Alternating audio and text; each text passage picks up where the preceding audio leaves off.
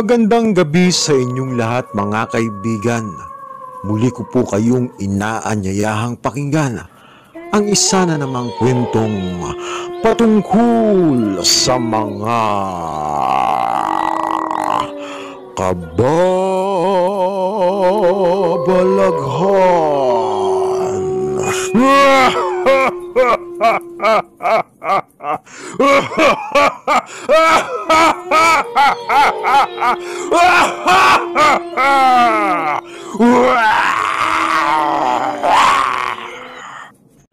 Magandang gabi sa inyong lahat mga kaibigan. Bago ko po bubuksan at ilalahad ang kwentong ito sa inyo mga kaibigan, nais ko po munang batiin sina Adrian Ramos. Paring Adrian, kamusta ka na? Baka mayroong kang tuba dyan. Joke lang po, paring Adrian Ramos. Binabati po kita ng magandang umaga at sana po ay nasa mabuti kang kalagayan. Binabati ko rin po si Sir Jest, ang narrator ng Ang Manunulat Horror Stories, at sana po tangkilikin din po ninyo ang kanyang pagtatanghal at programa sa channel niya. Binabati ko ang lahat ng sumusuporta sa channel ko at walang sawang nakikinig sa bawat kwentong aking ibinabahagi para sa inyo. At maisingit ko lang po ang isang paanyaya sa inyo mga kaibigan. Inaanyayahan ko po kayong dalawin ang Facebook page ng bayaw ko. Isang uri at dekalidad na produkto. At dito lamang yan makikita sa nag-iisang bukod tangi. Money Dice Clothing. Saan ka pa ba makakakita ng damit na orihinal pero mura sa presyong abot kaya? Siyempre, dito lang yan sa Money Dice Clothing. Para sa impormasyon, katanungan at iba pang kaalaman tungkol sa produkto, magbigay lamang po kayo ng mensahe. Maraming salamat po sa inyo sa walang sawang pakikinig at pagsusubaybay sa bawat kwentong ibinabahagi ko ukol sa pangkababalaghan. At ngayon, muli ko po kayong inaanyayahan. Halina at ating tunghayan. Tawagin niyo na lang po ako sa pangalang Susina. Kasalukuyang nakatira sa baybayin ng Santa Maria, dito sa lalawigan ng Romblon. May payak at simpleng pamumuhay lamang po ang mga mamamayan dito sa amin, na ang pangunahing hanap buhay ng kagaya naming malapit sa karagatan ay ang pangingisda.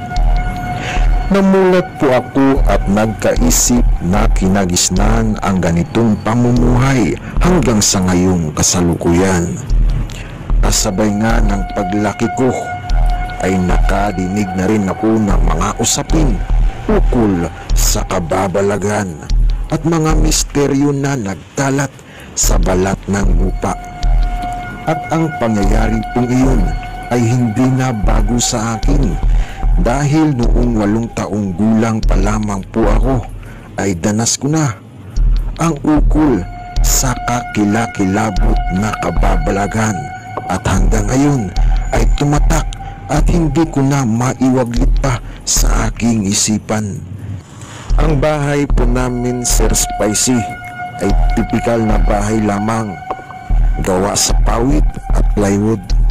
Tandang-tanda ko pa na uso noong panahon sa amin ang larong tagu-taguan, Chinese garter, jackstone, tumbang priso, shato, tumbang lata, at marami pang iba. At sa lahat ng mga palarong iyan ay nakadudulot na sa akin iyon ng iba yung saya. Maituturing pa kasing mababaw lang ang kaligayahan ng mga kabataan noon. Dahil kung makakita ka ng piso noong mga panahong iyon, ay nako, lulundag ka na sa saya. At malaki talaga ang pinagkaiba ng mga kabataan natin ngayon. Dahil kung bibigyan mo ng 5 o 10 piso ang mga kabataan ngayon. Abay, huwag kang masyadong magbigay ng kumpiyansa, lalo na kung hindi mo masyadong kakilala. Baka kasi iba to sa'yo ang ibinigay mong barya sa kanya. Ganun po ang mga kabataan natin ngayon. Halos ayaw nang tumanggap ng barya. Gusto nila papel. Kita mo yan? Kaya't sadyang malaki ang pinagkaiba noon at ngayon. Sabi ng karamihan, habang tumatagal daw, nagbabago ang panahon. Kaya tayo kumantong sa ganito. Subalit para sa akin, iyon ay mali at isang napakalaking katangahan.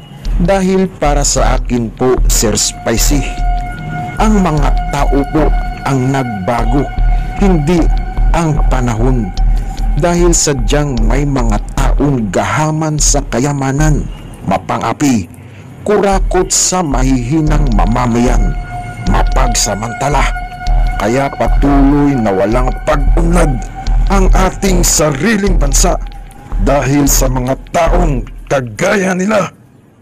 O siya, tama na nga, baka kung saan pa mapunta ang usapan na to. Naligaw yata ako. Ano na tong nangyari sa akin? Nasaan na yung ikikwento ko? Ay nako, paumanhin po sa inyo mga kaibigan. Malapit na tayong makapunta at makarating sa publiko ng Senado. Sorry po, sorry. Taong 1977, nakaugalian namin noon na sa tuwing sasapit ang hapon ay nag-uumpukan kami ng mga pinsan at kaibigan ko para pag-usapan kung ano ang nararapat na laro ang ukol para sa amin. Una, napagkasunduan naming maghabol-habulan. Subalit binaglaon at magdidilim na noong oras na iyon ay napagpasyahan naman namin ng mga pinsan at kaibigan ko ang larong tagu-taguan. Marahil ang oras ay 6:00 pasado na ng gabi. Nagpasya akong magtago sa isang puno ng malaking mangga at ang nasa paligid nito ay mga ligaw na halaman at may mga mayabong na damuhan at ito'y hindi kalayuan sa aming bahay. Mariin akong sumiksik doon upang hindi ako makita ng taya. Matapos kong isiksik ang aking sarili sa may mayabong na damuhan, habang pilit na kumukubli, ay nahintulala na lang ako nang biglang dumaan ng isang babaeng nakabalot ng itim ang mukha. At kaagad din itong nawala sa aking paningin. Tumayo ako at tumakbo sa sobrang takot. Agad akong nagtungo sa kinaroroonan ng ibang kaibigan ko upang sabihin ang aking nakita. Imbis na paniwalaan nila ako, ay nagawa pa nila akong pagtawanan. Mahilig din kasi akong magbiro, Sir Spicy, kung kaya't naisip ko, marahil nasanay na ang mga kaibigan ko sa akin dahil talaga namang madalas akong magbiro sa kanila. Pinabayaan ko na lamang sila. Nagpasya akong magpaalam sa mga kaibigan ko at tuluyang umuwi sa aming bahay na may takot at panginginig dahil talaga namang natakot ako sa itsura ng isang babae.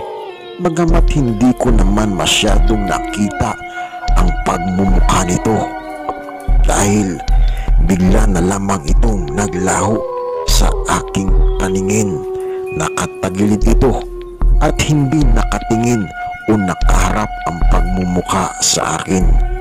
Pagdating ko sa bahay, medyo hingal pa rin ako at habol-habol ang aking hininga. Napaupo ako sa isang sulok habang nakikita ko si nanay na abala sa kanyang pagluluto ng aming hapunan. Naisip ko na naman ng babaeng nakabilong itim Natakot talaga ako. Naisip ko rin mahirap pala pag palagi kang nagbibiro o maging palabiro kasi bandang huli wala ng taong maniniwala sa'yo kahit mga kaibigan mo pa. Na kahit dumating sa puntong totoo na ang sinasabi mo ay hindi pa rin sila maniniwala sa'yo. Kaya't pumasok din at sumariwa sa isipan ko na masama din pala iyon ang palaging magbibiro sa kapwa mo dahil bandang huli wala ng taong maniniwala sa iyo. Kaya't simula nun iniwasan ko na ang magbiro. Naging sinsira ako at seryoso sa lahat ng mga bagay. Paminsan-minsan nagbibiro din ako pero hindi na sobra at kagaya ng dati. Kinabukasan sa dating tagpuan ng mga pinsan at mga kaibigan ko, nagyayaan ulit kaming maglaro pero ibang laro na naman ang napagkasunduan namin at ito ay tinatawag na Chinese Garter. Subalit gaya ng nakagawian sa pagsapit na naman ng dapit hapon at magdidilim ay nagkayayaan na naman kami ng larong tagu-taguan. Marami ang sumang-ayon sa larong iyon. Ako lang mag-isa ang bukod tanging tumanggi. Kaya't pansamantalang hindi ako nakasali. Namitas na lamang ako ng mura pang bunga ng mangga. Kahit maliliit pa ito ay pinitas ko upang nang sa ganun ay meron akong makain at mailibang ang aking sarili. Matapos kong pumitas ng mangga, tumakbo ako papunta sa bahay para kumuha ng asin bilang sausawan ng mangga. Pinagalitan pa nga ako ni nanay at pinukpok ang kamay ko. Wika niya, ibalik ko daw ang asin sa kanyang lalagyang garapon. At dahil magdidilim na, bawal daw maglabas ng asin sa pagsapit ng gabi. Binalik ko ito sa garapon pero hindi alam ni nanay na may nauna na akong naisilid sa bulsa bago pa niya ako nakita. Muli akong bumalik sa kinaroroonan ng mga kaibigan ko. Naghanap ako ng maganda at angkop na pwestong pwede kong upuan at kumain ng mangga na habang masaya kong pinagmamasdan ang mga kaibigan pati na rin ang pinsan ko ay nakikisabay na lamang ako sa kaunting sigawan nila. At kahit nanonood lang ako noong pagkakataong iyon ay talaga namang nalilibang pa rin ako at nakakaramdam pa rin naman ako ng saya. Nakita na ng taya ang lahat ng nagsitago. Maliban lamang kay Bilin dahil ilang beses nang umikot ang taya sa tagu-taguan noong mga pagkakataong iyon. Siya na lang kasi ang bukod tanging hindi nakita ng taya sa tagu-taguan kung kaya't masusin niyang inikot ang bahagi ng bawat lugar kung saan pwedeng magtago itong si Bilin. At dahil sa hindi na nakita si Bilin kung kaya't kinabahan kami, nagtulong-tulong kami upang hanapin si Bilin. Kasabay ng aming paghahanap ay sumisigaw kami at binabanggit ang kanyang pangalan. Sinabi namin na lumabas na. Subalit wala man lamang kaming narinig na busis mula sa kanya. Sa puntong yun at sa sobrang takot ay agad namin ipinaalam sa kanyang mga magulang pati na rin sa lahat ng mga magulang namin na nawawala si Bilin. Sumisigaw ang bawat isa sa amin habang naghahanap pero sa kasawiang palad hindi na namin ito nakita. Hindi namin alam kung paano nawala si Bilin.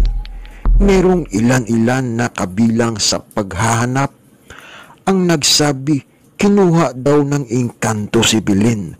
Meron ding nagsasabing kama-kama ang kumuha sa kanya. Ang iba naman ay aswang. Kaya napasigaw na lamang sa galit ang amahin ni Belen. Sinabi niya sa kanila, bakit kamo ganun?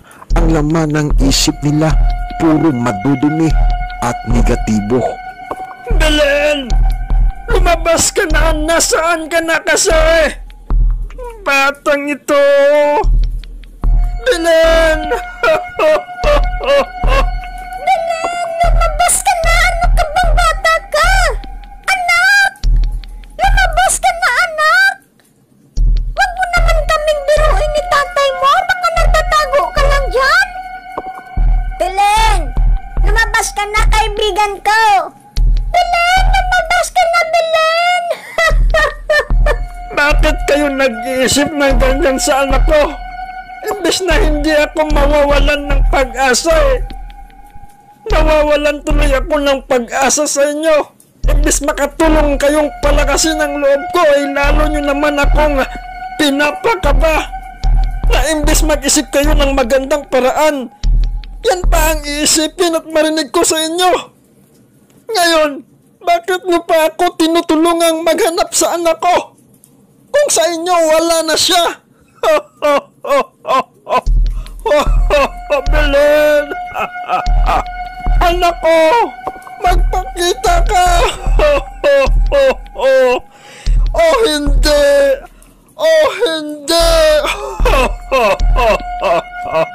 Inabot ng maaga sa paghahanap ang iba, subalit ang iba naman ay nauna nang umuwi. Kinabukasan, nagpasyang umuwi na lamang ang mga magulang ng kaibigan kong si Belen at nagpahinga. Tulala kapwa silang mag-anak sa nangyari sa pagkawala ni Belen. At makikita mo silang bagsak balikat habang tumatakbo ang oras. 3 araw silang naghanap sa bata, subalit magulat na lamang sila nang pauwi na galing sa kabiguan sa paghahanap kay Belen. Subalit pagdating nila sa kanilang bahay ay nagulat na lamang kapwa sila nang makita nila si Belen sa loob ng kanilang silid. Nakahiga ito at nanginginig. At nang tanungin ito ng kanyang mga magulang, tinanong siya kung saan ito nanggaling, subalit hindi man lamang ito kumikibo at nagsasalita.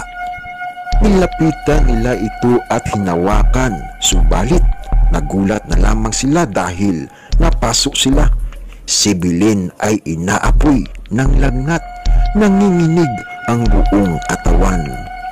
Isinantabi na lang muna nila ang maraming katanungan tungkol sa pagkawala nito ng ilang araw at agad nilang itinakbo sa ospital ayon naman sa resulta at pagpapahayag ng doktor tungkol sa kalagayan ni Belen. Ito daw ay wala namang malubhang sakit at inaapoy lang daw ito ng lagnat. Dagdag pa ng doktor ay normal lang daw iyon para sa mga batang kagaya ni Belen. Inabutan sila ng gamot ng doktor at sinabi sa kanila na pwede na raw itong iuwi. Subalit habang inilalabas si Belen sa ospital ay tuloy pa rin ang panginginig nito at tila walang nagbago buhat pa noong itakbo ito sa ospital.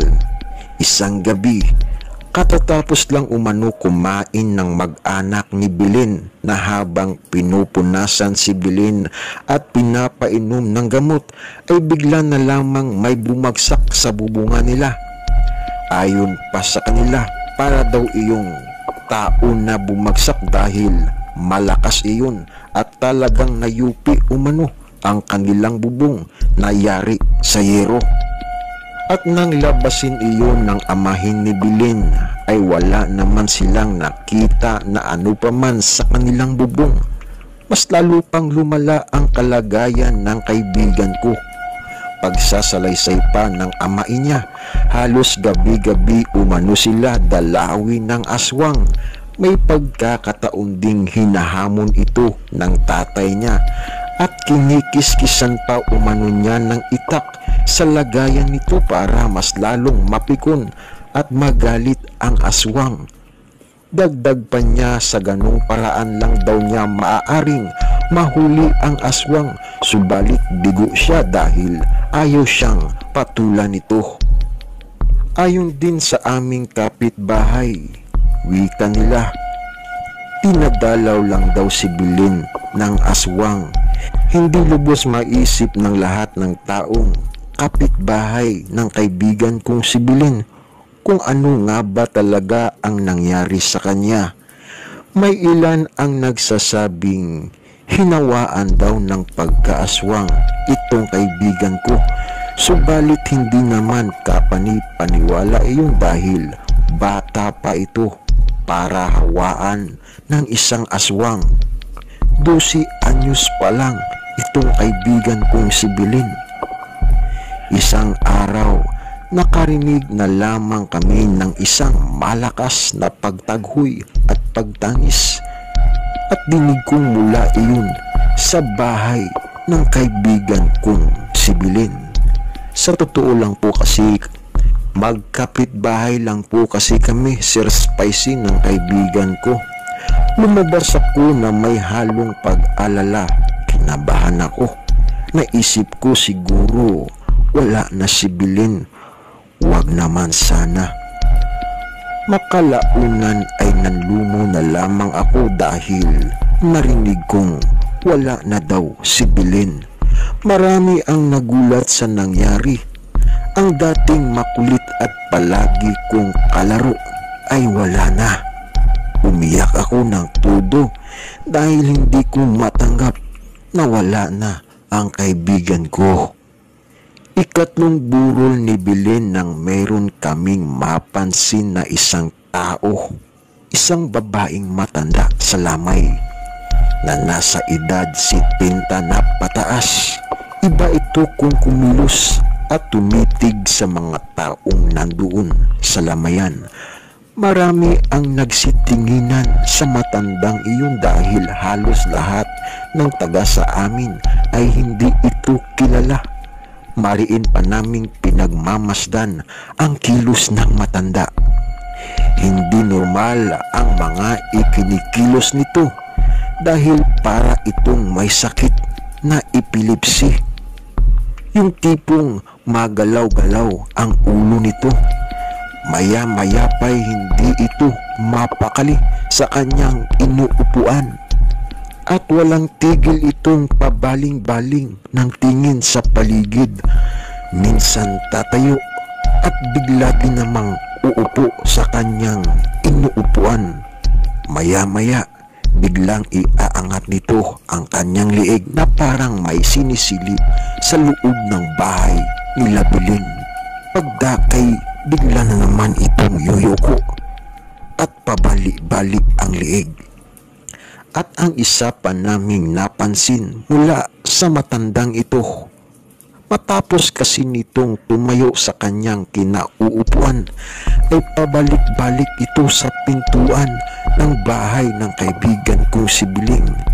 Saglit itong titingin sa ataol ni Bilin at maya-maya pa'y babalik na naman sa kanyang kinauupuan.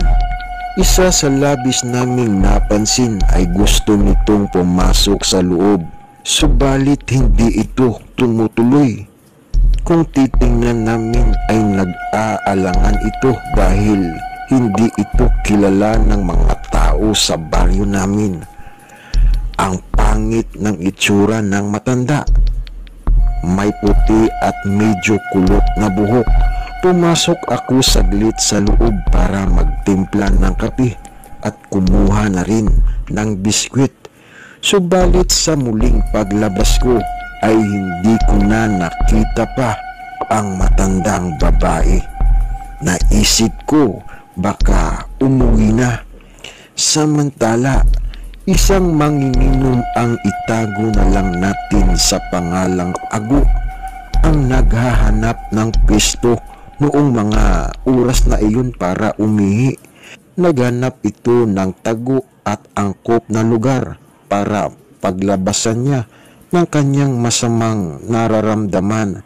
Subalit mahintuan na lamang siya dahil mayroon siyang nakitang isang babae sa likod ng bahay nila Bilin, at ito ay nakasuot ng belo at ito nakatapat sa isang kwartong gawa sa sawali kung saan nakaburol ang ataol ni Bilin. Nagulat umano si Ago dahil nakita niya umano ang isang babaeng matanda na pilit nitong sinisilip sa isang butas ng sawali ang ataol ng kaibigan ko. At kita niyang matapos silipin iyon ng matanda ay tila nagagalak ito. Kita niya kasing gumagalaw-galaw ang ulo nito sa kagalakan, yung tipong para itong natatakam. Matapos alisin umano ang mata nito sa pagkakasilip sa siwang, ay bigla na lamang umano itong tumitingala at medyo kinikilig. Walang tigil umano ito sa pagsilip sa ataol sa pamamagitan ng maliit na butas ng dingding na gawa sa sawali. Agad na tumakbo si Ago papunta sa amain ni Bilin upang sabihin dito ang kanyang nakita. Matapos iyon sabihin at malaman ng amain ni Bilin, ay nagmadali silang pabalik sa pag-asang maaabutan pa nila ang aswang na matanda. Bitbit ang mahabang itak. Makalaunan ay agad din nila narating ang lugar at doon nga ay naabutan pa nila ang isang matandang patuloy na nagagalak sa kanyang masamang ginagawa. Sa galit, hindi na nakatiis ang tatay ni Bilin. Gigil na gigil niya itong tinakbo at tinungo at agad na inundayan ng palabyog na taga. Kung kaya't dahilan para matamaan ito sa likod. Matapos niyang tagain iyon, ay sumigaw ang matanda ng kakilakilabot na pagsigaw na tila nasaktan ito ng gusto. Tumakbo ito palayo. Peste kang matanda ka. Pare, pupuntahan ko ang matanda.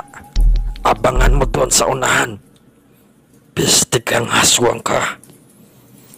Ikaw ang may kasalanan kung bakit niya wala ang anak ko. Itong sayo.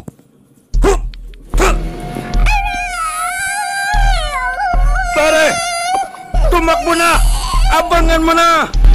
Nagkagulo ang lahat ng mga tao sa lugar. Hinabol nila ang matandang aswang na mabilis sa pagtakbo. Halos hindi nila maabutan ang isang mabilis na aswang. Pesteng yawa ka! Abangan nyo! Abangan nyo! Baka makalas! Hayop ka matanda! Masikap nilang sinundan ang matandang aswang. Subalit sa kasawiang palad ay tuluyan na itong naglaho sa dilim at hindi na nila nakita. At dahil nga sa pangyayaring iyon, nalaman ng karamihan na itong kaibigan ko ay inaswang. Napatunayan nila iyon noong dumalo ang kababaryo namin na isang albularyo sa Lamay, at sinabi nito na inaswang ang kaibigan kong si Bilin at ang nilalaman umano ng ataol ay hindi na si Bilin dahil pinalitan na umano nito ang katawan niya ng katawan ng saging. Ang nilalaman ng ataol na ito ay hindi ang anak nyo. Ito ay katawan na lamang ng saging, pinalitan ng isang aswang. Bakit hindi kayo lumapit sa akin para matingnan ko sana ang anak nyo? Hindi sana nangyari ito. Yan nga ang pagkakamali ko. Sinabi ko na sa asawa ko na puntahan ka at patingnan sa iyo ang anak ko. Subalit sinabi kasi nitong hindi daw siya naniniwala sa mga albularyo. Kung kaya't pinilit na lang naming itakbo sa ospital ang anak kong si Belen. Matapos ang pangyayaring iyon, ay hindi na namin nakita pa ang matandang babae. Nalaman na lamang namin na dayo lang sa aming baryo ang isang matandang babaeng aswang para magasik ng kanyang kaaswangan. Hanggang dyan na lamang po mga kaibigan ang siyang kwentong ibig at nais ko ring mairating sa inyo ang mga kaganapang pangkababalaghan na nagaganap sa aming baryo. Maraming salamat po Sir Spicy sa pagbibigay ng pagkakataong maibahagi ko ang kwento at nilaanan ninyo ng oras para maibahagi rin sa inyong mga masugid na tagapagpakinig at taga-subaybay. Minsan, sadyang may mga pangyayari at kaganapan na dumarating sa ating buhay. Ito'y madaling matukoy, subalit mahirap ipaliwanag, lalo na kung ito ay nagmula sa mundo ng mga kababalaghan. Kaya't ang tanging maipapayo ko lamang sa inyo mga kaibigan, sana'y mag-ingat kayong palagi, lalo na sa gabi at sa madaling araw. Yan nga mga kaibigan, ang isa na namang kwentong ibinahagi sa atin ng isa nating kaibigan na walang iba kundi si Susina. At sana po ay inyong nagustuhan. Maraming salamat po sa inyong lahat mga kaibigan sa walang sawang pagtangkilik at pagsubaybay sa bawat kwentong aking ibinabahagi para sa inyo na patungkol sa mga pangkababalaghan. Mga kaibigan, better luck next time. I love you.